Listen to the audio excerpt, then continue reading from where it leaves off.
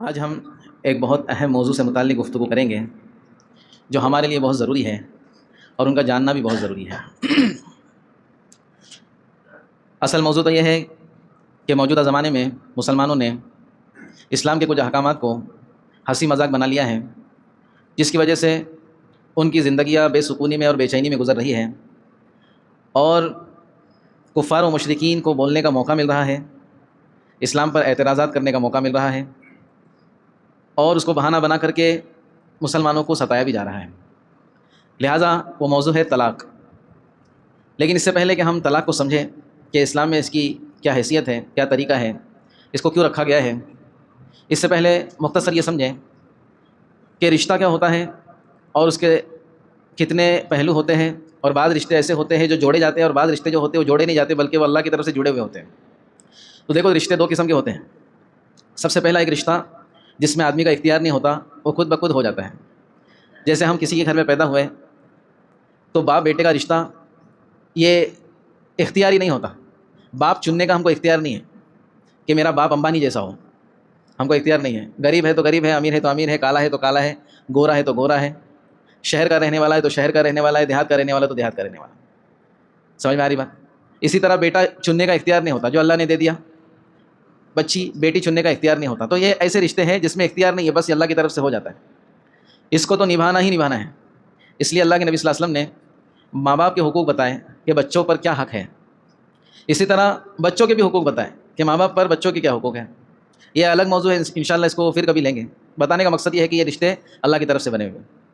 لیکن دوسرے رشتے اختیاری رشتے ہوتے ہیں، جیسے میاں بیوی کا رشتہ، یہ اختیاری ہے۔ ہر عورت کو اپنا شوہر چننے کا حق ہے، ہر مرد کو اپنی بیوی چننے کا حق ہے۔ اس میں بھی شریعت نے رہبری کی ہے کہ آپ شوہر کیسا چنیں، آپ بیوی کیسی چنیں۔ اس میں شریعت نے ہماری رہبری فرمائی ہے کہ نکاح 4 وجہ سے کیا جاتا ہے: لمالہا ولی جمالہا ولی حسبہا ولی دینہا۔ مال کی وجہ سے نکاح کیا جاتا ہے۔ کبھی تو لڑکے والے دیکھتے ہیں لڑکی کتنی مالدار ہے، کبھی لڑکی والے دیکھتے ہیں کہ لڑکا کتنا مالدار ہے۔ ولی جمالہا، خوبصورتی کی وجہ سے بعض لوگ نکاح کرتے ہیں کہ لڑکی کتنی خوبصورت ہے، لڑکا کتنا خوبصورت ہے۔ ولی نسبہا، بعض لوگ حسب نسب کی وجہ سے کہ کتنا بڑا خاندان ہے، کتنا اونچا خاندان ہے، کتنی ٹچ ہے ان لوگوں کی، کہاں تک پہنچ ہے ان لوگوں کی۔ لمالہا ولی جمالہا ولی حسبہا ولی دینہا۔ چوتھی چیز شریعت نے بتائی کہ دینداری کی وجہ سے نکاح کیا جاتا ہے۔ لڑکا لڑکی میں دینداری دیکھتا ہے اور لڑکی لڑکے میں دینداری دیکھتی ہے، تو اللہ کے نبی نے فرمایا فاظفر بذات الدین، دینداری دیکھ کر کے اور دیندار لڑکی سے نکاح کر کے کامیاب ہو جاؤ۔ کامیابی دینداری میں ہے۔ کبھی مال ایسا ہوگا کہ مال کی وجہ سے نکاح کے اندر جو ہے نا فساد پیدا ہو جاتا ہے۔ ایک پارٹی بہت مالدار ہوتی ہے، وہ دوسری پارٹی کو ہینڈل کرتی ہے، اس کی اسٹیئرنگ اس کے ہاتھ میں ہوتی ہے، جیسا بولیں گے ویسا کرنا پڑے گا۔ کیوں کرنا پڑے گا؟ ہمارے پاس مال ہے۔ کبھی کبھی حسب نسب فساد کا بگاڑ کا سبب بن جاتا ہے، کبھی خوبصورتی بگاڑ کا سبب بن جاتی ہے، کبھی کبھی خوبصورتی بگاڑ کا سبب بنتی ہے۔ اس زمانے میں بتانے کی ضرورت نہیں ہے کہ خوبصورتی کیسے بگاڑ کا سبب بن جاتی ہے۔ خوبصورتی ہوتی ہے اور پردے کا اہتمام نہیں ہوتا، پھر طرح طرح کے فساد پیدا ہو جاتے ہیں۔ لیکن دین ایسی چیز ہے دوستو، ہر حال میں دین کامیاب کرواتا ہے۔ دین کیا ہوتا ہے؟ ہر حال میں کامیاب کرواتا ہے۔ پھر آگے اللہ کے نبی نے فرمایا اگر ایسا نہیں کیا تریبت یداک، دینداری کو نہیں دیکھا تو ہاتھ میں مٹی آئے گی۔ کیا آئے گی؟ ہاتھ میں مٹی کے سوا کچھ نہیں آئے گا۔ لہٰذا اللہ کے نبی صلی اللہ علیہ وسلم نے بتا دیا، رہبری فرما دی کہ نکاح یہ اختیاری رشتہ ہے، اس کو جوڑنے سے پہلے یہ چیز دیکھ لو تو بہتر ہے، نہ دیکھو تو تمہاری مرضی، تکلیف میں آ جاؤ، اس سے کیا کرنا ہے ہم کو۔ بہرحال اب اللہ کے نبی صلی اللہ علیہ وسلم کے زمانے میں یہ اختیاری رشتہ تھا نکاح کا، یہ بڑا آسان تھا، بہت آسان تھا، اور اس کے اندر ہمارے جیسے اتنے کرائٹیریا سیٹ نہیں کیے گئے تھے۔ کچھ چیزوں کو دیکھنے کی ضرورت تھی۔ کیا ہے وہ کچھ چیزیں؟ کہ اگر شوہر یعنی لڑکا یا آدمی اس لائق ہے کہ وہ اپنے بیوی کا نان نفقہ یعنی اس کے حقوق ادا کر سکتا ہے، اس کا سکنا کہتے ہیں رہائش کو، یا تو اس کو الگ گھر یا تو الگ کمرہ دے سکتا ہے، دونوں چیزیں۔ ضروری نہیں ہے کہ خرید کر دے، کرائے کے گھر میں بھی اگر وہ اس کا سکنا یعنی اس کے گھر کا انتظام کر سکتا ہے، اس کو رہنے کے لیے چھت، چاہے وہ کرائے پر ہی ہو یا پھر الگ کمرہ، جیسے بڑی فیملی ہے، جوائنٹ فیملی ہے، بولے میں الگ تو نہیں رہ سکتا، ہاں تو الگ کمرہ دے دو بھائی، اس کی بھی پرائیویسی ہے۔ بعض لوگ بولتے ہیں نہیں جوائنٹ فیملی ہوں گی اور پرائیویسی بھی نہیں دیں گے، تو پھر یہ اس کو نکاح نہیں کرنا چاہیے، اس کو روزے رکھنا چاہیے۔ سمجھ میں آ رہی بات؟ ٹھیک ہے، سکنا۔ اسی طرح جو خود پہنتا ہے ویسے ہی وہی حیثیت کا اگر اپنی بیوی کو پہنا سکتا ہے تو پھر اس کو نکاح کر لینا چاہیے۔ یہ چند شرطوں کے ساتھ نکاح اللہ کے نبی صلی اللہ علیہ وسلم کے زمانے میں ہو جایا کرتا تھا۔ بیوی بھی شوہر میں یہی دیکھتی تھی، بیوی کے گھر والے بھی یہ دیکھتے تھے کہ شوہر اس لائق تو میرا بننے والا شوہر کہ مجھ کو کھلا پلا تو سکے گا، میرے کپڑے لتے کی فکر کر سکے گا، مجھ کو پرائیویسی دے سکے گا، اگر اتنا ہے تو نکاح ہو جایا کرتا تھا۔ لیکن آج ہمارے زمانے کے اندر ہم بہت ساری چیزیں دیکھتے ہیں. کچھ چیزیں ایسی ہے کہ دیکھنی بھی چاہیے، بہرحال اس کی بحث آگے آئے گی. لیکن اگر دینداری ہے اور لڑکا اس قابل ہے کہ وہ ہماری لڑکی کو اچھے سے رکھ سکتا ہے تو ہم کو جو ہے اس پر غور کرنا چاہیے. ورنہ دوستو ایسا ہوتا ہے کہ ہم بہت زیادہ مالداری کے چکر میں دیکھتے ہیں کہ لڑکا جو ہے مالدار ہے، اچھے گھرانے کا ہے. ایسے میرے سامنے بہت سے کیسز آتے، اس لیے بتا رہا ہوں. تھوڑا سا جو ہے نا نشے کا عادی ہے، تھوڑا سا. ایک ہمارے جان پہچان میں نکاح ہو رہا تھا، لڑکا بہت پیسے والا تھا، اس لڑکی بھی پیسے والی ہے، سمجھو اچھے خاصے گھرانے کی ہے، دیندار گھرانہ بھی ہے، لیکن لڑکے کا دین سے دور دور تک کوئی تعلق نہیں تھا. تو میرے سامنے بات آئی تو میں نے والد سے کہا کہ آپ جو رشتہ کر رہے ہیں تو کچھ سوچ سمجھ کے کر رہے ہوں گے. لڑکا میرا روڈ کا ہے. کیا روڈ ہے؟ میرا روڈ کا. بولتے نا کریلا اور نیند چڑھا، میرا روڈ کا ہے پلس نشیڑی ہے. تو والد کا جواب کتنا اچھا تھا دوستو، سن کے آپ کو جو ہے نا آپ کی صبح بن جائیں گی. صبح ہے نا، ابھی صبح ہو رہی ہے. بولے مولانا وہ کیا ہے، لڑکا تھوڑا ہے مطلب، لیکن کیا ہے ہو جائے گا، شادی کے بعد سب ہو جاتا ہے. کیوں ہو جائے گا؟ کیونکہ لڑکا مالدار ہے. لڑکا مالدار ہے، اس کے لیے دبے الفاظ میں سب ہو جاتا ہے شادی کے بعد. ہماری بیٹی سدھار دے گی. اچھی بات ہے، اللہ آپ کی مدد کرے. کچھ سالوں کے بعد جو ہے یہ حالت کر دی لڑکے نے کہ گھر تک ان کو مارنے کے لیے آیا تھا. اور اتنے وہ شریف گھرانے کے لوگ ہیں اور اتنے اچھے محلے میں رہتے کہ اس محلے میں کوئی گالی نہیں دیتا ہوگا، وہاں پر اچھی میرا روڈ والی گالیاں سنائیں اس نے. سمجھ میں آ رہی بات؟ تو ایسا بھی ہوتا ہے، آدمی پیسے کے آگے سب چیزوں کو نظر انداز کر دیتا ہے. ایسا نہیں ہونا چاہیے. بہرحال ایک واقعہ سناؤں حضرت عبد الرحمن بن عوف کا. مکہ سے حضرت عبد الرحمن بن عوف مدینہ کی طرف ہجرت کر کے آئے. حضرت عبد الرحمن بن عوف خاندانی رئیس، لیکن مکہ میں ہر چیز چھوڑ کے آ گئے. ان کے پاس کچھ بھی نہیں رہا. مدینہ پہنچے ہیں، اللہ کے نبی صلی اللہ علیہ وسلم نے ایک صحابی سے ان کا بھائی چارہ کرایا. ان صحابی نے پیشکش کی کہ عبد الرحمن بن عوف ہم انصار ہیں، آپ مہاجر ہیں. اللہ کے نبی صلی اللہ علیہ وسلم نے ترغیب دی ہے کہ انصار جن کے پاس مقامی لوگ ہیں یا مہاجر پہ اپنا آدھا مال تقسیم کر دیں اگر چاہے تو میں آپ کے سامنے میرا مکان ہے. بعض روایت میں آتا ہے کہ میرے 2 مکان، ایک مکان آپ لے لیجیے. بعض روایت میں آتا ہے کہ ایک ہی مکان ہے، بڑا ہے، آدھا آپ لے لیجیے، آدھا میں رکھتا ہوں. یہ انصار نے بھائی چاری کا ثبوت دیا. اسی طرح انہوں نے کہا کہ میرا کاروبار ہے، بزنس ہے، آدھا آپ کو دے دیتا ہوں، پارٹنرشپ، بغیر کسی انویسٹمنٹ کے پارٹنرشپ، اللہ کے دین کی نسبت پہ. یا آپ یہ پیسے لے لیجیے، کاروبار کیجیے. تو عبد الرحمن بن عوف مسکرائے. کیوں مسکرائے؟ کہ اللہ کے فضل سے ان کے پاس ایسا ہنر تھا، ایسے ان کے اصول تھے تجارت کے کہ ان کو کسی سے لینے کی ضرورت نہیں تھی. انہوں نے کہا مجھ کو بازار اور منڈی کا راستہ دکھا دو، بس آگے کا کام میں کر لوں گا، اور اللہ آپ کے مال میں برکت دے. آپ نے پیش کیا، بہت اچھا لگا. لیکن صحابہ کرام کیسے تھے؟ عفیف رہنا چاہتے تھے، کسی پہ بوجھ بننا نہیں چاہتے تھے. ہمارے اندر بھی جذبہ پیدا ہونا چاہیے کہ ہم کسی پہ بوجھ نہ بنیں، چاہے سامنے والا پیشکش کرے لیکن ہم کسی پہ بوجھ نہ بنیں. لہٰذا عبد الرحمن بن عوف نے کہا کہ منڈی کا راستہ بتا دو، باقی کا آگے کا ہم دیکھ لیں گے. تو انہوں نے کہا اس طرف جائیے، یہاں پہ مدینہ کا بازار ہے. عبد الرحمن بن عوف گئے، وہاں پر جائزہ لیا کیسا بازار چلتا ہے. اور پہلے دن پنیر کا بزنس کیا. انہوں نے کسی سے پنیر خریدا. ان کی اسٹریٹجی تھی، وہ بتاؤں گا انشاءاللہ کیسے وہ تجارت کرتے تھے. سب سے پہلے تو یہ تھا کہ ان کے نزدیک ادھار لینا بھی نہیں اور دینا بھی نہیں. کوئی بھی مال ادھار لیں گے بھی نہیں ہے اور دیں گے بھی نہیں. ایک ان کا اصول یہ تھا. آج دیکھو دوستو، کئی لوگوں کے پیسے نا ادھار دینے کی وجہ سے اٹک گئے اور کئی لوگ ادھار لینے کی وجہ سے اٹک گئے. کاروباری لوگ، تجارت کرنے والے لوگ ادھار لے لیتے ہیں اور وہ ادھار لے کے ایسا نہیں کہ لوگوں کو فری میں بانٹ دیتے ہیں، کما لیتے ہیں اس کے اوپر اور پھر خرچ کر دیتے ہیں، اور پھر دینے کے لیے ان کو جان پہ آتی ہے. بولے کہاں سے دیں گے؟ ارے تو سامنے سے لیا نا بھائی، تو نے میرے سے ادھار لیا، کاروبار کیا، سب کو کیا فری میں بانٹا؟ نہیں، اس پہ کمایا بھی تو نے. اور دینے والا بھی پھنس جاتا ہے. دینے والا یہ سوچتا ہے کہ اپنا مال جو ہے بک نہیں رہا ہے، ٹھیکا دو، اس کو پہنچا دو، دیکھیں گے بعد میں. وہ سالوں سال ہر کاروباری کا یہی مسئلہ ہے، الا ماشاء اللہ. دوسرا اصول عبد الرحمن بن عوف کا یہ تھا کہ کم مارجن پہ وہ مال کو کٹا دیتے تھے. وہ کوالٹی اور کوانٹٹی پہ دھیان دیتے تھے کہ میرا مال کتنا جا رہا ہے. مارجن بہت کم رکھتے تھے. جیسے دوسرے کاروباری لوگ اگر 5 روپے رکھتے تھے تو وہ 2 روپے رکھتے تھے، جس کی وجہ سے ان کا مال زیادہ کٹتا تھا اور پروفٹ اتنا ہی آتا تھا جتنا زیادہ رکھ کے بیچنے والے کو آ رہا ہے. یہ دوسرا اصول تھا ان کا. تیسرا اصول ان کا یہ تھا کہ کوئی بھی مال بغیر عیب بتائی نہیں بیچتے تھے. اگر اپنے مال میں عیب ہے، کوئی پرابلم ہے تو بتا دیتے تھے اس کے اندر یہ پرابلم ہے، تو مال ریٹرن آنے کا سوال ہی نہیں ہوتا تھا. ادھار والا معاملہ نہیں تھا، نہ لیتے تھے نہ دیتے تھے. اسی طرح مارجن کم رکھتے تھے. اور تیسری چیز یہ ہے کہ وہ عیب بتا کر کے بیچتے تھے. پہلی بات تو عیب دار مال بیچتے ہی نہیں تھے، لیکن خدا نہ خواستہ کوئی چیز میں عیب ہوتا تو بتاتے تھے اس میں عیب ہے، لینا ہے تو لو، نہیں تو چلے جاؤ. کتنا صاف ستھرا. اب تھوڑے ہی 2-3 دن ہی گزرے تھے، ان کے پاس بہت اچھا خاصا جو ہے مال جمع ہو گیا. انہوں نے مدینہ کے اندر ایک لڑکی کو دیکھا، مطلب ان کے گھر والوں سے بات چیت کی اور رشتہ قائم ہو گیا. نکاح بھی ہو گیا، اور اتنا آسانی سے ہو گیا نکاح کہ اللہ کے نبی کو اطلاع بھی نہیں دی گئی. اب ایک مرتبہ نکاح کرنے کے بعد حضرت عبد الرحمن بن عوف اللہ کے نبی صلی اللہ علیہ وسلم کی مجلس میں آئے اور بتائے نہیں کہ میرا نکاح ہوا. اللہ کے نبی صلی اللہ علیہ وسلم نے دیکھا کہ ان کے کپڑے پہ کچھ علامت لگی ہوئی ہے جو نکاح میں لگی ہوئی ہوتی ہے. تو کہا عبد الرحمن نکاح کر لیا کیا؟ بولے ہاں اللہ کے نبی نکاح کر لیا. اس سے معلوم ہے دوستوں نکاح کی اہمیت تو بہت تھی، ضرورت بہت زیادہ تھی، لیکن نکاح کو اتنا زیادہ دل پہ لینا، ایسا کرنا ہے ویسا کرنا ہے، اس کے بغیر کیسا ہوگا، 6 مہینے اور 1 سال اور 6 سال سے پہلے تیاری کرنا، ایسا کچھ بھی نہیں تھا. تو اللہ کے نبی صلی اللہ علیہ وسلم کو بھی برا نہیں لگا. اللہ کے نبی نے فرمایا نکاح کر لیا. بولے نکاح کر لیا. تو اللہ کے نبی صلی اللہ علیہ وسلم نے فرمایا یا عبد الرحمن اولم ولو بشات، نکاح کر لیا ہے ولیمہ کر لو. اگرچہ ایک بکری ہو، تمہارے لیے بکری کی کیا حیثیت ہے، بڑے آدمی ہے تم تو. اگرچہ ابھی تھوڑے حالات ہے ہجرت کرنے کی وجہ سے، لیکن ہے تو آپ بہرحال اللہ کے نبی نے ترغیب دی، امت کو بھی ترغیب دی کہ ولیمہ کرنا چاہیے، اگرچہ جو ہماری حیثیت ہے اس کے حساب سے کرنا چاہیے۔ اب یہ ماحول اور یہ دور گزر گیا۔ عبد الرحمن بن عوف ایک مرتبہ اللہ نے ان کی محنت، کوشش اور ان کی دیانتداری پہ اتنا مال دیا، ان کو اتنی سکسیس ہوئی تجارت کے اندر کہ ایک مرتبہ اللہ کے نبی صلی اللہ علیہ وسلم نے ارشاد فرمایا کہ غریب مسلمان یا مالدار مسلمان سے 500 سال پہلے جنت میں جائیں گے۔ غریب مسلمان یہ مالداروں سے 500 سال پہلے جنت میں جائیں گے۔ عبد الرحمن بن عوف نے حدیث سنی، ان کی تجارت کے 700 اونٹ آئے ہوئے تھے۔ کتنے؟ آج کل ٹرک چلتے ہیں نا، ٹرک کا مال، ٹرک آتی ہے، ٹرک جاتی ہے، اتنے کنٹینر ہے، اس زمانے میں اونٹ چلا کرتے تھے۔ تو عبد الرحمن بن عوف نے جب یہ بات سنی ہے تو انہوں نے بیک وقت 700 اونٹ جو تجارت کا ان کو نفع آیا تھا، جس کا سرا یعنی جس کا پہلا اونٹ مدینہ کے شہر میں اندر تھا اور مدینہ کے بارڈر پہ آخری اونٹ تھا، اتنے سارے اونٹ تھے، وہ مدینہ میں داخل ہونے سے پہلے اس حدیث کے سننے پر عبد الرحمن بن عوف نے کہا کہ میں نے اللہ کے لیے دے دیا۔ روایت میں آتا ہے عبد الرحمن بن عوف کا جب وصال ہوا، جب ان کا انتقال ہوا تو ان کی ملکیت میں 1300 کلو سونا تھا۔ اتنا 1300، اب حساب لگا لو آج کے حساب سے کتنا ہوتا ہے، جس کو کلہاڑی اور پارے سے توڑ کر ان کے وارثوں میں تقسیم کیا گیا۔ اور روایت میں آتا ہے جن لوگوں نے وہ پارے سے توڑا ہے ان کے ہاتھ جو ہے نا یہ چھل گئے۔ بہرحال تو یہ بتانا مقصود تھا کہ نکاح اتنے بڑے آدمی نے کتنے آسانی سے کر لیا، اور ہونا بھی چاہیے۔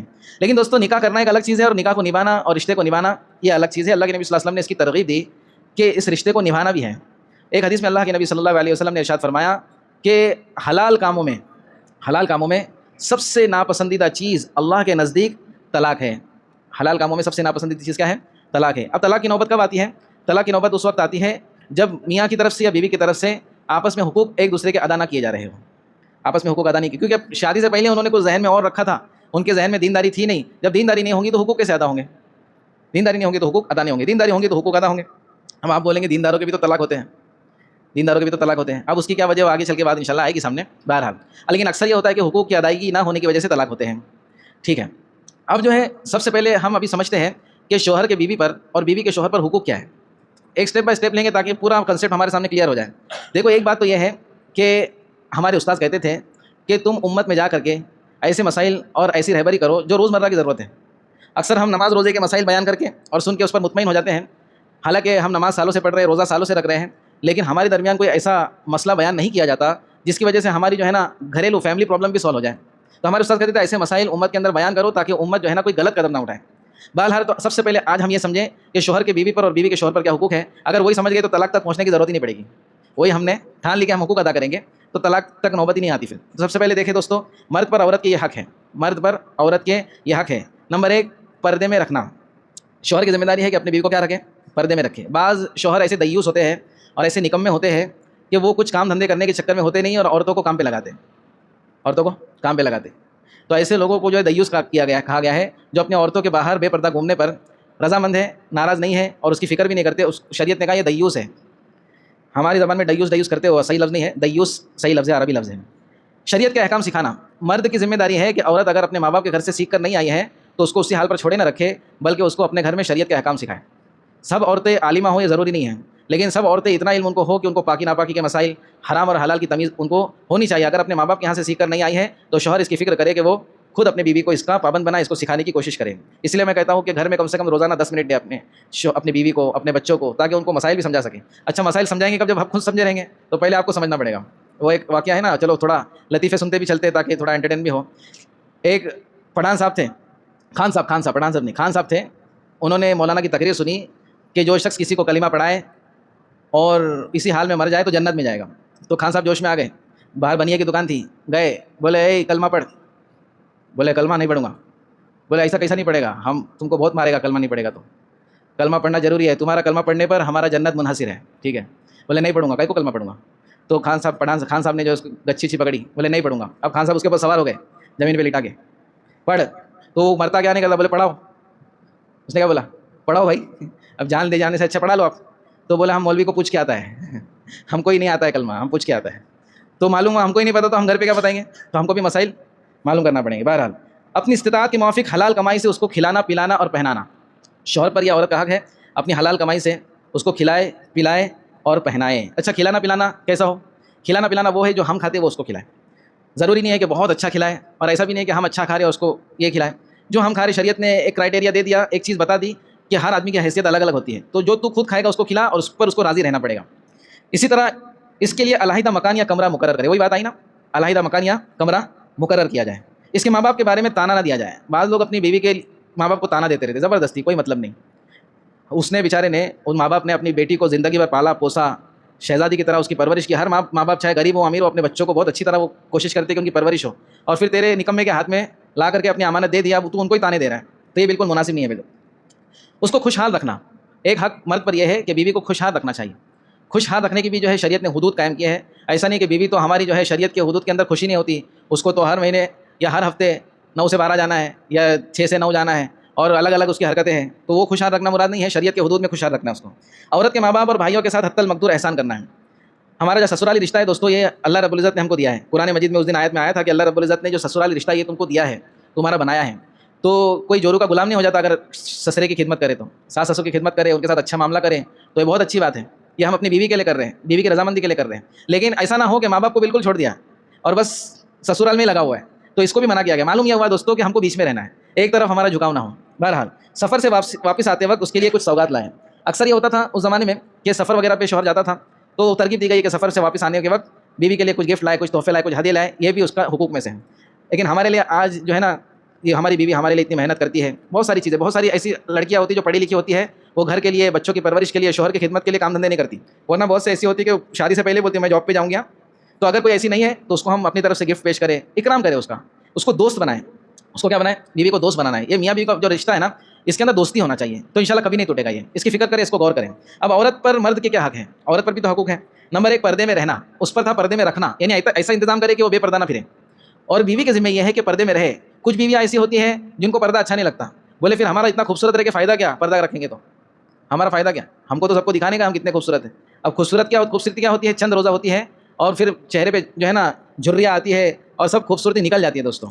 تو یہ عورت جو ہے اپنی خوبصورتی پہ اترا ہی نہیں, بلکہ عورت کی خوبصورتی یہ ہے کہ وہ پردے میں رہے اور اپنی خوبصورتی کو شوہر کے لیے خاص کرے. اما عائشہ رضی اللہ عنہ کے بارے میں نے کہا تھا نا کہ اما عائشہ نے ایک مرتبہ ہاتھی دانت کا ہار پہنی تھی, تو اللہ کے نبی نے فرمایا عائشہ یہ کیا ہے؟ تو کہنے لگی آپ کے لیے ہے, یہ ہار میں نے کیوں پہنی ہو؟ اور آج ہمارا ماحول یہ ہے دوستوں کہ گھر میں تو کیسا بھی رہتے ہیں, ایڑے باگڑے کی طرح, اور جب شادی وغیرہ میں جانا ہے تو اتنا میک اپ اور اتنا بناؤ سنگار کہ شوہر بھی پہچانتا نہیں ہے کون یہ ہے کون. بہرحال تو سب سے پہلے تو پردے میں رہنا, خاوند کے حکم پر عمل کرنا. عورت جو ہے شوہر کے حکموں کی پابند رہے. اس طرح سے اپنے آپ کو ڈھالے دوستوں. بیوی یہ پہلے ہی نیت کر لے کہ میں اپنے شوہر کے حکم کی تعمیل کروں گی. کیوں؟ اللہ کے نبی صلی اللہ علیہ وسلم نے فرمایا, وہ بڑی حدیث ہے, اس کے اندر اللہ کے نبی نے فرمایا کہ اگر کسی کو میں اجازت دیتا کہ وہ اللہ کے سوا کسی کے سامنے سجدہ کرے, تو بیوی کو کہتا کہ اپنے شوہر کا سجدہ کرے. لمبی حدیث ہے لیکن اس کا ٹکڑا یہ ہے کہ اللہ کے نبی فرما رہے ہیں کہ شوہر کا یہ حق ہے کہ میں کہتا بیوی کو کہ وہ اپنے شوہر کے سامنے سجدہ کرے. اب عائشہ رضی اللہ عنہا نے پوچھا اللہ کے نبی صلی اللہ علیہ وسلم سے کہ مرد پر سب سے زیادہ حق کس کا ہے؟ اللہ کے نبی نے فرمایا اس کی ماں کا ہے.